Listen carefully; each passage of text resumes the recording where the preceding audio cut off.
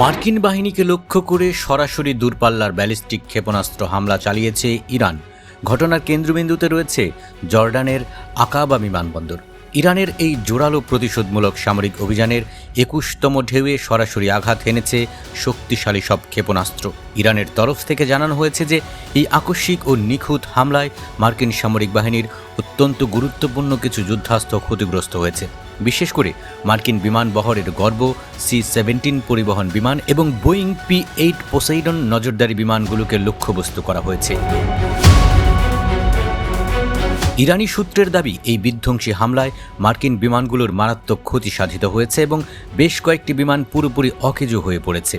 এই ঘটনার মধ্য দিয়ে মধ্যপ্রাচ্যে মার্কিন সামরিক উপস্থিতির নিরাপত্তা নিয়ে এক বিশাল প্রশ্নচিহ্ন ঝুলে গেছে। সবচেয়ে চাঞ্চল্যকর বিষয় হলো, এই অপারেশনের নেপথ্যে নাকি বড় ধরনের গোয়েন্দা সহায়তা মিলছে স্থানীয় সূত্রে। খোদ জর্ডানের সাধারণ দেশপ্রেমিক নাগরিক এবং দেশটির সামরিক বাহিনীর একাংশের দেওয়া সুনির্দিষ্ট গোপন তথ্যের উপর ভিত্তি করেই এই সফল অপারেশন পরিচালনা করা হয়েছে বলে IRGC কৃতজ্ঞতা প্রকাশ করেছে।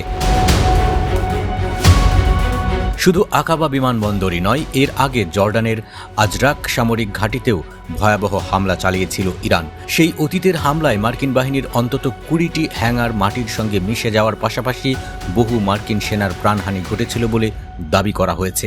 ভূরাজনৈতিকভাবে জর্ডানের আকাবা বিমানবন্দরটি অত্যন্ত সংবেদনশীল। এটি মূলত বাণিজ্যিক বিমানবন্দর হলেও দীর্ঘদিন ধরে মার্কিন সামরিক বাহিনীর লজিস্টিক ও কৌশলগত হাব হিসেবে ব্যবহৃত হয়ে আসছে, যা লোহিত সাগরের ঠিক কাছাকাছি অবস্থিত। এদিকে এই সংঘাত কেবল আকাশ বা স্থলেই সীমাবদ্ধ নেই, বরং তা ছড়িয়ে পড়েছে জলপথেও।